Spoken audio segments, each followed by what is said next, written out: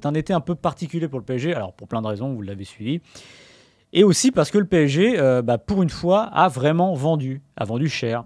Neymar est parti en Arabie Saoudite pour 90 millions d'euros. Paris a profité de l'effet d'aubaine de ce nouvel acteur qui a les poches, j'allais dire trouées, mais non, qui a les poches bien pleines et surtout très profondes.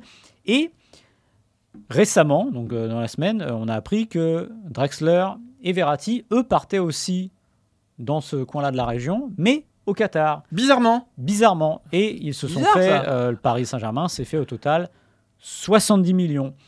Alors, le PSG, club qatari, qui est détenu par des Qataris, qui vend à des clubs qataris, Martin, est-ce que ça te laisse pas un petit goût amer dans la bouche? Un goût bizarre au moins. Alors, il faut rappeler par exemple qu'Al Arabi, donc le club dans lequel va Marco Verratti, n'est pas une propriété de QSI en l'état, qui est le propriétaire du Paris Saint-Germain. Enfin bon, faut pas non plus nous prendre pour des jambons.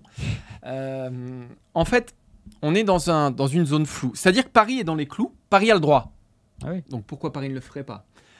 Paris a le droit, mais c'est comme la multipropriété et ce qu'a fait Lyon avec le transfert de Nuama. Je rappelle que c'est quand même ce mec-là, c'est le plus gros transfert de l'histoire du championnat belge. Il ne jouera jamais en Belgique, puisqu'il a été transféré à Molenbeek avant d'être prêté à Lyon, parce que Lyon n'avait pas le droit, avec sa masse salariale encadrée. Donc là, on est Lyon est dans les clous, mais déontologiquement, dans l'esprit, moi, ça me chagrine. Mais qu'est-ce qu'il faut? Il faut finalement que la FIFA prenne ce problème à bras-le-corps. Est-ce qu'elle en a l'envie? Est-ce qu'elle en a la conviction? Je ne suis pas certain. Évidemment qu'il y a un conflit d'intérêts quand on voit que Verratti et Draxler partent dans le pays qui est le propriétaire du Paris Saint-Germain. Moi, ça me rappelle mes parties de football manager quand j'avais une équipe, que j'avais pas assez de sous, donc je prenais le contrôle d'une autre équipe, j'achetais le gardien remplaçant à 150 millions d'euros, et ce qui fait que j'avais un bon petit budget de 150 millions d'euros pour me prendre des bons joueurs que je pouvais pas me prendre jusqu'ici. On est un petit peu quand même sur ce schéma-là.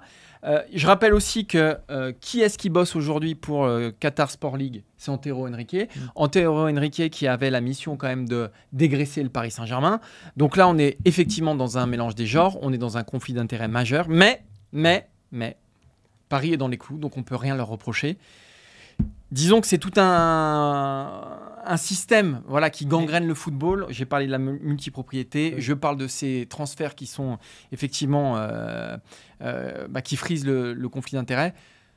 Moi, ça me fout les boules parce que c'est toujours au même que ça profite.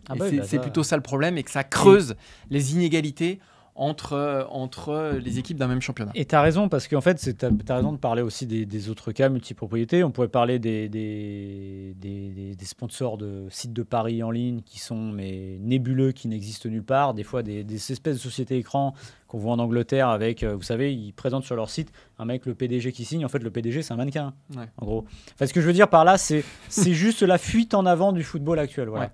Et Manchester City, qui a gagné la Ligue des Champions l'année dernière, c'est aussi ça.